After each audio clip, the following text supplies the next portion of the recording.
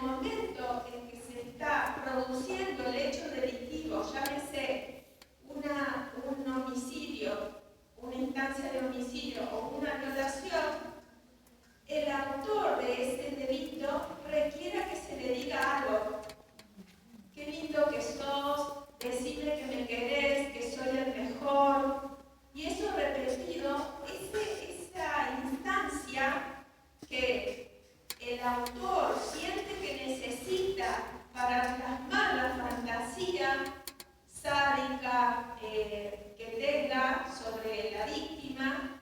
Ese es el plus que hace a la firma. Porque él, para efectivizar una violación, no necesitaría nada más que concretarlo. Pero lo que él requiere que haga la víctima para llevar a cabo en esa instancia ya es un pedido que responde a la representación de esa fantasía. Y eso se da más que nada en la serialidad. Por eso un delito serial es diferente a una persona multireincidente. ¿Se entiende? Porque el que comete muchos delitos no necesariamente está plasmando en cada delito una fantasía de estas características. Por eso los autores de delitos seriales son más difíciles de identificar si no se investiga con esta posibilidad en mente. ¿Sí? Por eso tampoco sabemos si en Argentina efectivamente no hay delitos seriales más comunes o no se investiga de ese modo, por lo tanto no tenemos serialidad aparentemente en los hechos delictivos. Y eso sería un gran aporte que haría la psicología, a la criminología, a la investigación criminal. De hecho, todos los delitos seriales o con sospecha de serialidad tienen incorporado en el equipo de investigación a un psicólogo. Y lo que tiene de desafío la serialidad en relación a otros hechos delictivos es que no responde únicamente a un cuadro psicopatológico. ¿Sí? Por eso es importante entender las distintas características comportamentales que asume la persona que delinque al momento de llevar a cabo el hecho delictivo y cómo elige a su víctima o es más azarosamente. ¿Sí? Es desde este lado que esto es una descripción comportamental, no es una descripción nosográfica, ¿sí? De decir, este es un cuadro de personalidad X. ¿Se entiende, verdad? Bien. Ahora, lo recuerdo porque en los casos capaz que lo tengamos que convocar a este conocimiento, por eso lo refresco, por si no se acuerdan cómo era. Estaban dentro de lo que eran los delitos contra la integridad sexual, con acceso carnal específicamente, que sería la violación. Teníamos el violador de poder, ¿qué comportamiento asumía? Bueno, necesita ejercer poder y control sobre la víctima. La agresión física es usada para dominar o someter a la víctima para lograr tener relaciones sexuales con ella. Aumenta la agresión con la resistencia de la víctima para representarse el poder de quien manda en esa situación. ¿Sí? Vaya teniendo esto en cuenta.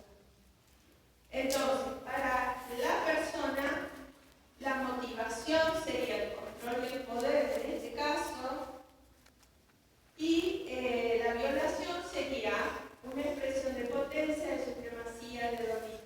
Eso es lo que guía el paso al acto, sería la posibilidad o el desencadenante en la manera en que elige la víctima y cómo despliega su comportamiento delictivo. Después teníamos otro con otras características que era el violador de ira. Acá es mucho más abrupta la irrupción que tiene al momento de capturar a la víctima, de victimizarla. No hay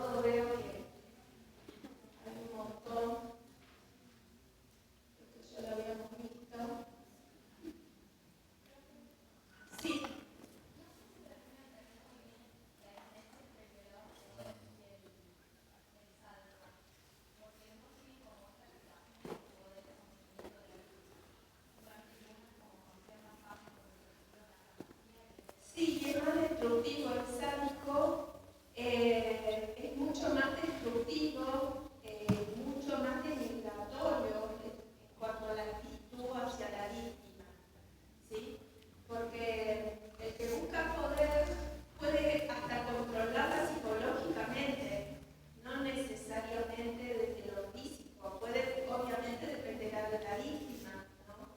Que por ahí una de las cuestiones que genera los prejuicios, los mitos, es que si el delincuente no tenía armas, ¿por qué no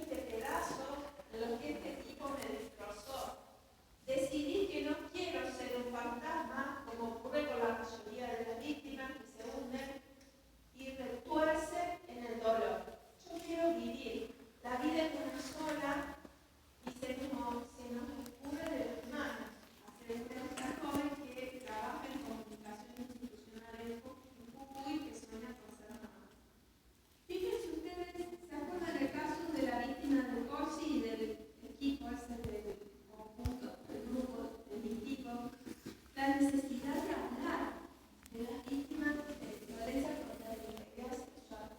Hablar para no morir, hablar para no matarse. Fíjense ustedes que en ese hablar nosotros tenemos un lugar privilegiado en la escucha de esas personas para que no mueran. Nosotros, digo, los psicólogos. Después de encontrar una pareja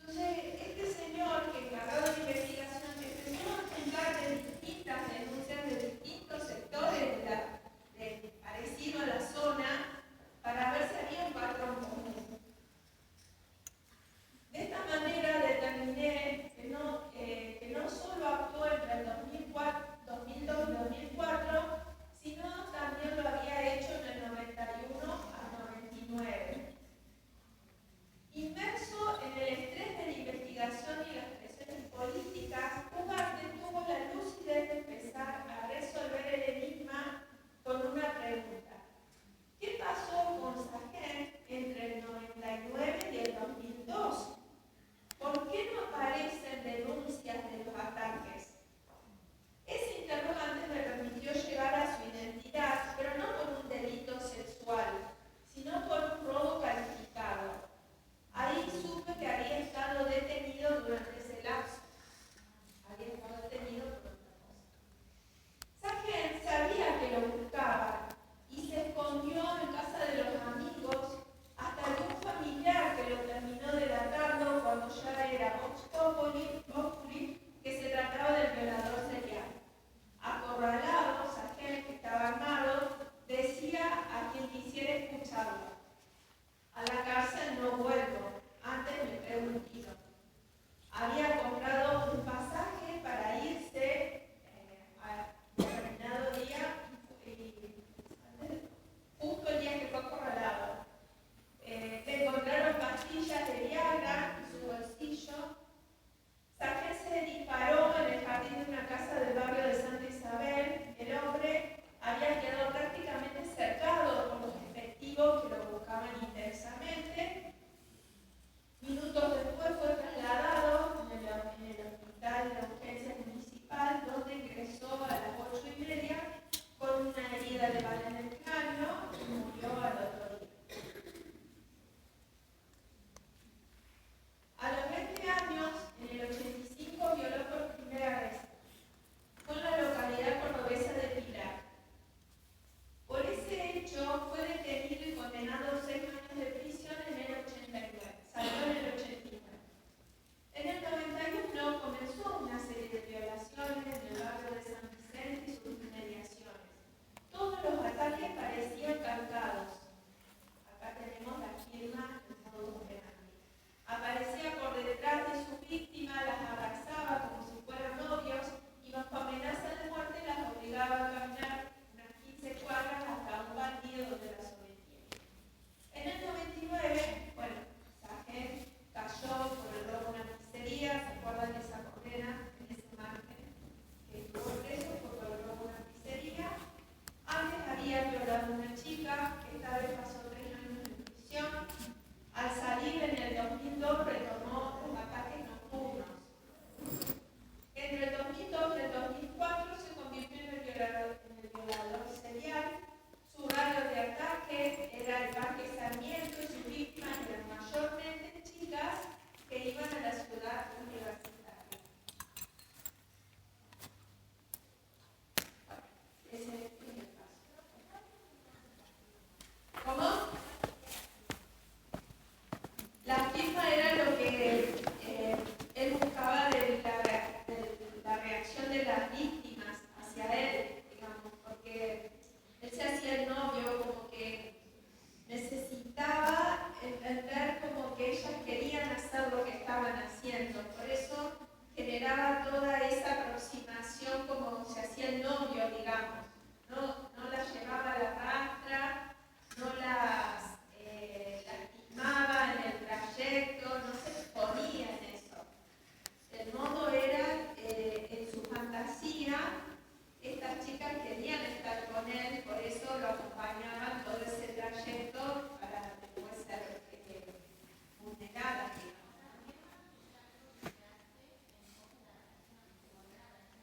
Claro, lo que él necesita que la víctima haga para representar o llevar a cabo la fantasía. ¿Sí? El sometimiento, el daño, el arma, todo eso es el modus operandi, es la herramienta que él usa, pero esa herramienta la puede usar, en este caso en particular se identificó como modus operandi, pero la firma de él era esta necesidad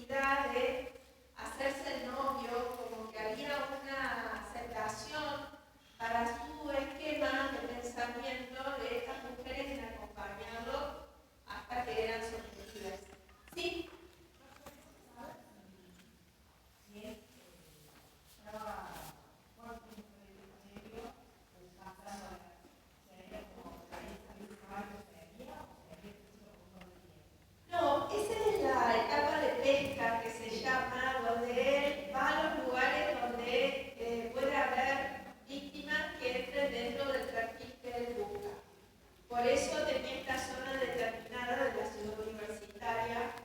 Él no sodomizaba o no violaba a ancianas, varones, gente que no respondiera al perfil de chica más bien joven, de determinadas características físicas, que se moviera dentro de los espacios universitarios, porque él no las seguía hasta la casa y las violaba en el domicilio de ellas. Las captaba acá con la pesca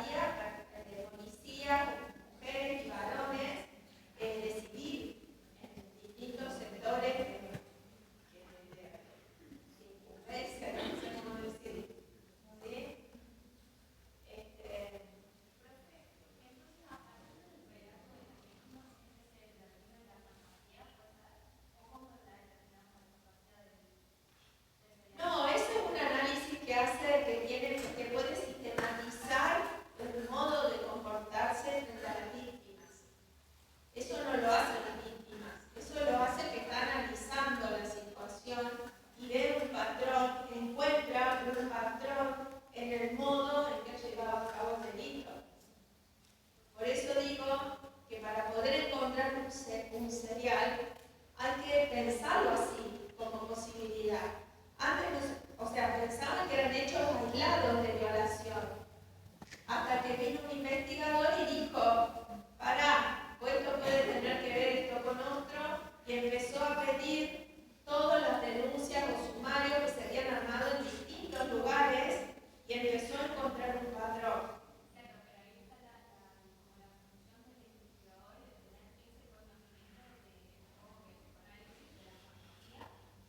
No tiene que ver con el psicoanálisis. No. Por eso digo, la representación tiene que ver con un comportamiento que se repite en el modo en que se aproxima a la víctima y en el modo en que lleva a cabo el delito. Esa es la posibilidad de saber qué persona hace esto, qué hay atrás de esta acción que se repite de la misma forma. ¿Sí? Eso es lo que se descubre cuando uno tiene la posibilidad de tener un acercamiento a distintos hechos para poder decir esto responde a una misma persona, porque podrían ser hechos parecidos que no tengan nada que ver uno con otro. ¿Sí?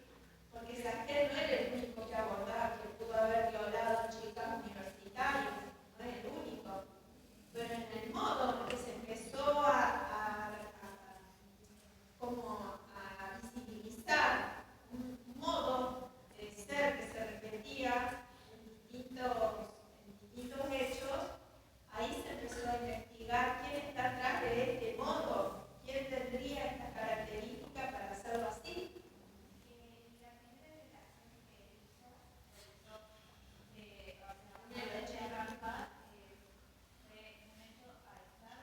No se sabe, hay ramos, esa es la gran incertidumbre que todavía tenemos, que si efectivamente los hechos son aislados, nunca se pensaron relacionados con otros.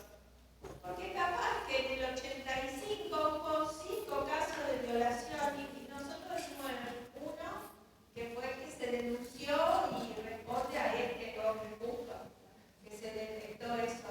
Pero por ahí si nos vamos al pueblo ese o cerca del pueblo y empezamos a analizar los casos de violación que hubo en esa época, capaz que haya más de uno. Pero en ese momento no se pensó que estaba relacionado algo con algo. ¿Sí? Por eso esa es como una gran deuda también que tenemos dentro de las investigaciones. ¿Sí?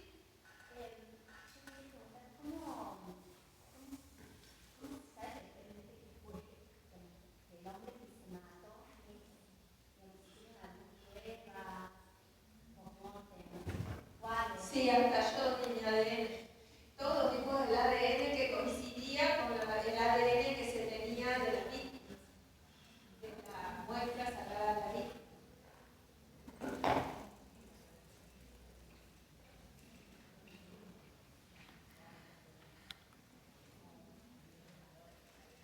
Bueno, estos son los grandes desafíos que tiene la investigación y la importancia que tiene el conocimiento del comportamiento criminal, transgresor, colaboración, porque es otro campo de trabajo que tenemos los psicólogos jurídicos dentro de acá. En la cátedra tenemos una profesora que integra el equipo de análisis del comportamiento criminal, que depende de la profesora Sara, que depende del Ministerio Público Fiscal. ¿Sí? Y cuando hay muertes dudosas o hay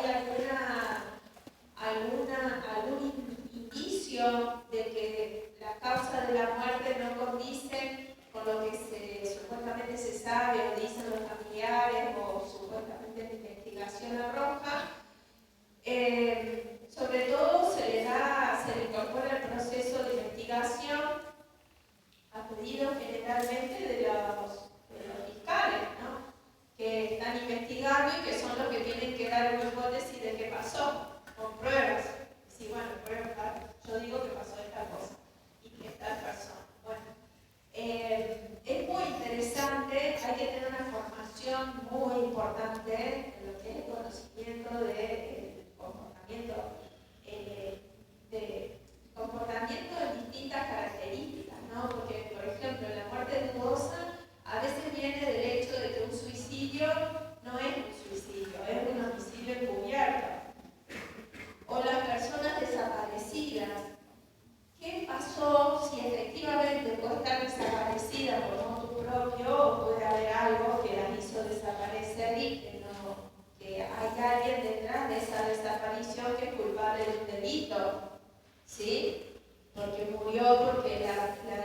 empezó una trata, una organización de trata, porque varias cosas pueden pasar, ¿no?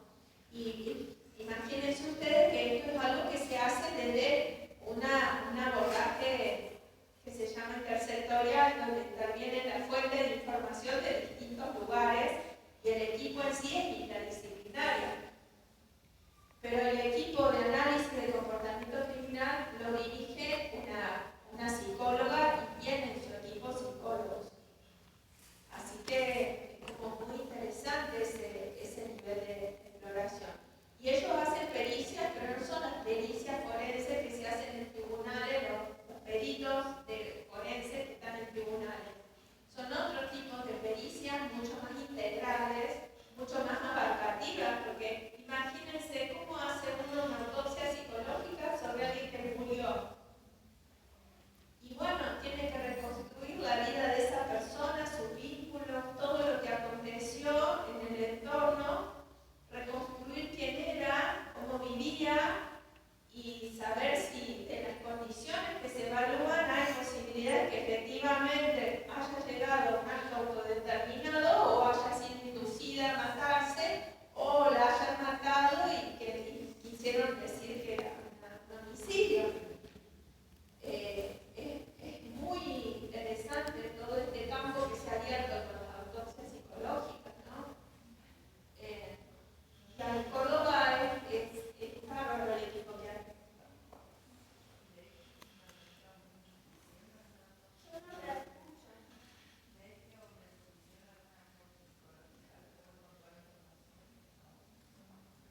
No, están los informes criminológicos cuando él estuvo preso, pero no alcanzó a estar preso por la serialidad delictiva, porque cuando lo iban a detener se mató. Entonces no alcanzó a estar detenido por este hecho, digamos. Pero sí tiene en otros momentos que estuvo preso por otros delitos debe haber tenido un informe criminológico, seguramente.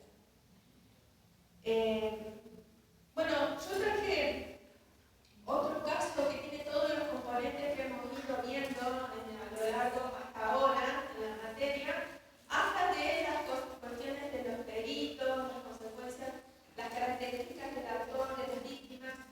Hay varias modalidades acá que se juegan en este delito contra la integridad sexual, pero de un modo en que es bastante lamentablemente se vuelve tan frecuente como es los delitos que se cometen a través de Internet. ¿Sí? No necesariamente con los niños, también con las personas que son mayores de edad. En este caso hay víctimas niñas y víctimas mayores de edad, pero es interesante el perfil, está el perfil de él, está el diagnóstico, está la pericia y después está el informe que se hizo en la cárcel de él, cómo funciona y de las víctimas. Así que si quieren lo podemos compartir porque tiene que ver con lo que hemos ido desarrollando. ¿Sí? ¿Cualquier pregunta? Esto para que vean que hay realidad, la teoría que estamos lamentablemente hay una casuística enorme. Esto también pasó en Córdoba, así que me gusta traer casos que son cercanos porque esto si no parece que fueran los yanquis los que tienen estos problemas. Nosotros tenemos cerquita todo esto. Bueno, cualquier pregunta, duda me van haciendo, si me interrumpen y me preguntan, no hay problema. Bueno, el nombre X, pongamos X, autor de, miren, ¿cómo está caratulado su condena, su hecho delictivo? Quedó autor de coacción calificada, lo que no entiendan me lo preguntan. Coacción calificada continuada con abuso sexual gravemente ultrajante, calificado por el grave daño producido a la salud psíquica de su víctima, continuado, coacción calificada continuada con abuso sexual gravemente ultrajante continuado, con producción y publicación de imágenes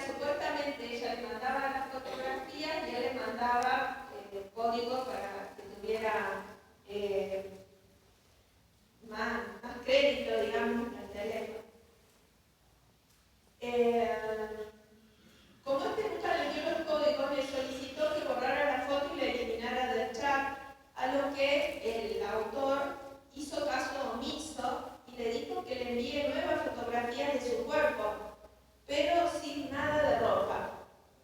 Ante la negativa de su víctima, le manifestó que si no lo hacía, iba a mandar la foto que tenía de ella a todos sus contactos. Así, ante el temor de que su fotografía se conociera, y utilizando el mismo método anterior, la víctima le despachó una imagen de sus pechos desnudos sin que se viera su rostro, al tiempo en el que le pidió, hostigando a la víctima para que ésta le repitiera, al tiempo que le pidió que dejara de molestar. Luego, pasando un tiempo y cada 2 o 3 meses, continuó hostigando a la víctima para que ésta le remitiera más fotografías bajo amenaza de hacer públicas las que tenía, exhibiéndole entre 5 y 10 imágenes cada vez que entablaba contacto por hotmail, vía email, las que debían ser capturadas de la forma y modo específico que éste le indicaba. Así se tomó distintas imágenes en el dormitorio y baño de su domicilio. En las mismas se visualizaban distintas partes de su cuerpo con y sin ropa interior, de frente, perfil y espalda, enfocando sus pechos con y sin corpiño, otras juntándolo con sus manos. También fotografías de su zona genital, tocándose su vagina y con las piernas abiertas para que pudiera observar con mayor exactitud la zona requerida. Estas últimas imágenes se las tomó sentada en el piso, todas por exigencias del imputado en cuanto a las poses y acciones, con el claro propósito de vulnerar su integridad sexual, al hacer que ésta se tocara su cuerpo para su deleite sexual. Al igual que el envío de los videos que filmaba bajo expresas indicaciones del imputado, los que debían comenzar sacándose la ropa frente a la cámara hasta quedar completamente desnuda, para luego tocarse el busto hasta llegar a su vagina y luego tocarse su zona genital. Esto sería una firma. Esto es una firma. Porque hay una exigencia de un determinado modo para que ancle en una fantasía previa a llevar a cabo el delito. ¿Sí? Bueno.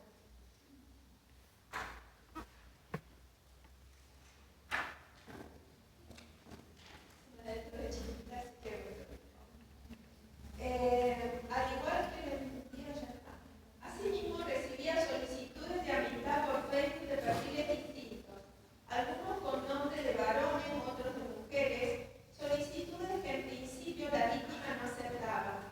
Que no obstante ello, en el muro de la víctima aparecieron 2 fotos. Uno era una chica que la víctima no identificó con ropa, y otra era una foto de aproximación en la que se veía solo el busto, pero se resaltaban coincidencias, marcas específicas en el cuerpo entre las fotos para significar de que se trataba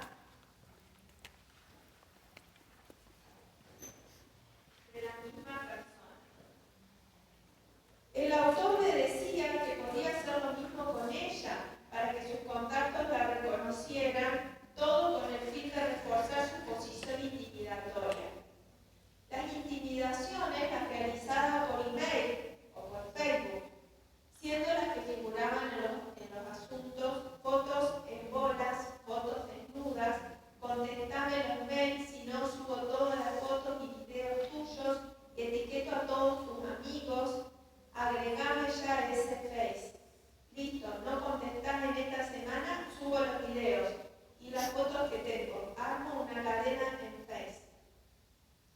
En una oportunidad, la víctima, ante la exigencia inminente del autor, le contesta que no puede, porque estaba en la facultad, y elimina su contacto, frente a lo cual el autor le dijo: sos muy culiada, me eliminaste, así que mirá la fotito que puse de perfil. Y colocó como foto de perfil una foto de la víctima desnuda, de la cintura para arriba, en la que se veía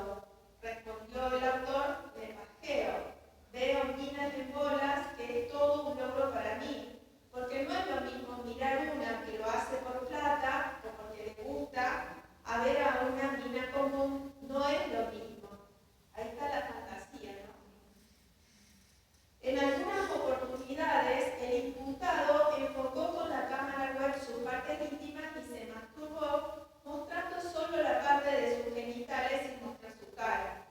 También la amenazaba con mostrarle las cosas a su novio y en esa oportunidad contactó amistades de la víctima para tratar de comunicarse con ella, expresándoles el motivo, aunque encubierto, de decirle que se contacte o suba las fotos. Mismo proceder con otra víctima de 16 años al comienzo de los hechos. Esta que hablamos tenía 19, ahora una de 16, con la clara intención de atentar contra la libertad individual de esta, su integridad sexual y torcer el libre y normal desarrollo de su personalidad sexual. Idéntico proceder con otras víctimas, una de 13 años al comienzo de los hechos, otra de 14. En estos hechos, el imputado exigía a las menores mostrarse con el dedo pulgar de una mano levantado y amenaza de que mandaría los archivos, además de su contacto a sus padres y a los perfiles de distintos boliches de la zona. Idéntico proceder con otras 3 víctimas mayores de 18 años. El imputado comenzó presuntamente siendo mayor de 18. Primero negó los hechos de la calificación jurídica asignada a Héctor, que se siente muy mal por todo lo que sucedió, que no va a responder preguntas, que después lo atraparon. Al final del debate, o sea, en el juicio, dijo: yo soy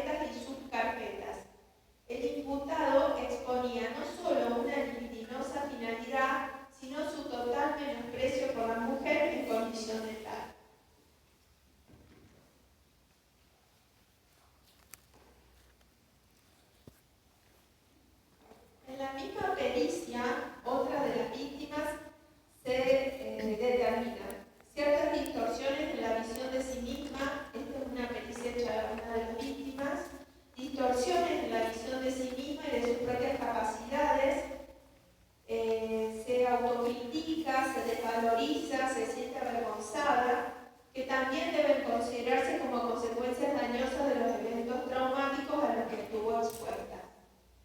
En un momento, una persona lo acusa al autor en forma directa, específica y pública de realizar extorsiones de tipo sexual, acompañándolo de una fotografía de este y datos individualizados del imputado, publicando: el señor se dedica a conocer chicas y tratar de encontrarles algún punto débil que sea sensibilidad, humildad, con la guardia baja, con baja autoestima, para psicopatearlas y extorsionarlas sexualmente. Me consta y me hago cargo de acciones legales que me vinieran de parte de su familia, de él o de quien sea. Soy consciente de lo que estoy haciendo y mi familia me apoya para que este señor no siga molestando a ninguna mujer más. Soy mujer, adolescente, estudiante, modelo honrada, pero no idiota. La pericia psiquiátrica del autor determina que no padece alteraciones psicopatológicas manifiestas. ¿Se acuerdan que esto significa que él es imputable? Si no hay alteraciones psicopatológicas, es imputable.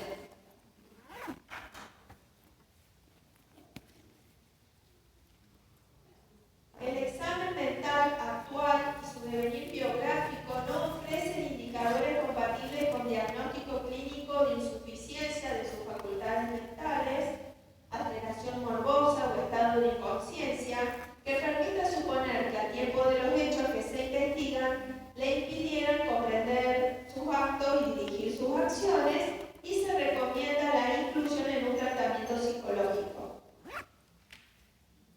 Esto último también fue abordado por la pericia psicológica, en la que intervinieron un perito oficial y dos peritos control. ¿Se acuerdan lo que era eso? Bueno, quienes unánimemente precisaron que se sugiere tratamiento psicoterapéutico a los fines de instrumentar mecanismos de actuación más adaptativos con el medio. Así también determinaron que se advierte pasaje al acto de fantasías de dominación y voyerismo, excitación sexual en el mirar, tendientes a ejercer control y posesión del otro con independencia de la edad, no siendo este dato condición necesaria de dicha fantasía, sino que la condición de elección del objeto de goce es la extrema vulnerabilidad. Se agrega: el sadismo es un modo de comportamiento que consiste en infligir sufrimiento físico o psíquico a otra persona para experimentar excitación y satisfacción sexual. Es un modo de crueldad que produce placer a la persona que lo inflige. Por lo tanto, es un modo que adquieren en algunos individuos las pulsiones eróticas hostiles, que no constituye un cuadro psicopatológico, sino un modo de relación con el otro. Responde a los parámetros comportamentales relacionados con la constitución de la personalidad y por eso no constituye una enfermedad mental. Fíjense que acá estamos hablando también del violador por poder, sin que haya una violación presencial, sin que haya un sometimiento cara a cara. Pero el mecanismo de control, la necesidad de ejercer, de someter a la víctima es la misma. Digamos, es el mecanismo que se aplica aunque no esté físicamente cara a cara. Al ser citada los peritos o audiencia, esto es lo que les digo, un perito forense puede ser citado a juicio, ¿sí? Está dentro de las posibilidades. Al ser citada los peritos o audiencia de debate, una de ellas aclaró que no es un cuadro psicopatológico, sino una función. Busca el lado débil del otro, lo que habla de sus rasgos narcisistas. Es un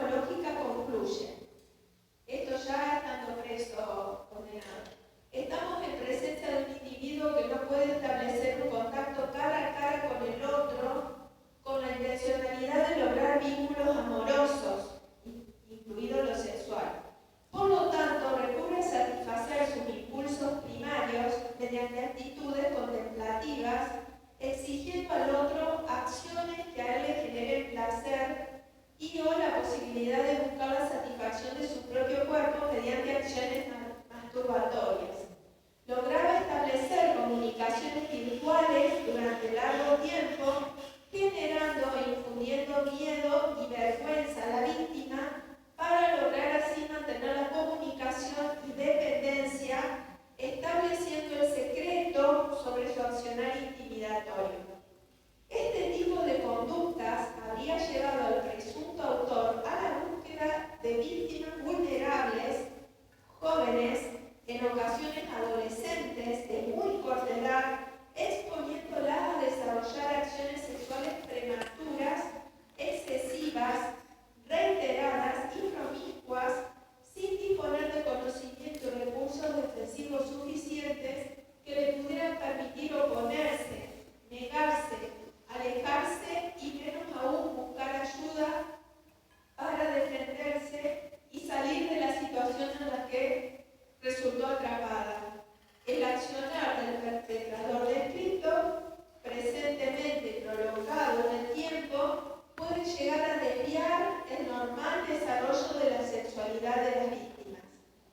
De hecho, las pericias psicológicas de 2 víctimas adolescentes evidenciaron conflictos en el desarrollo psicosexual producto de los hechos vivenciados, debiendo una de ellas inclusive mudar su domicilio como consecuencia de la publicación de fotografías íntimas en la red social, presentando síntomas de malestar emocional, ansiedad, angustia, conductas de evitación y autoagresión durante el periodo posterior a ser expuesta socialmente su intimidad. Por su parte, la otra joven mostró cierta tendencia a presentar estados de ánimo depresivos, observándose como secuelas de la victimización padecida, sentimientos de vergüenza y disminución de la autoestima. Bueno, un poco la idea es, sigue un poco más, pero creo que está como claro. El delito, el perfil del autor, la finalidad, la elección de la víctima. Hay una víctima que la busca vulnerable, más allá de la edad, o sea, no busca víctima de 12, 13, sino que una de las cuestiones que tiene este perfil de autor a través de internet es que son personas pacientes, porque para poder enganchar una víctima tiró 100 redes, ¿sí? De alguna de todas esas 100 conexiones, una va a encajar en el perfil, ¿no? Por eso no son personas impulsivas ni nada, pero vean ustedes cómo en este análisis psicológico, criminológico, se va estableciendo el modus operandi, qué es lo que le pasa al autor para elegir estas determinadas víctimas, las motivaciones del autor y las consecuencias para las víctimas. Se va viendo un poco que todo ese paquete es el análisis psicológico criminológico. Es ese paquete. Y esto llevado a, digamos, a la repetición de estos hechos, ya hablamos de la criminalidad.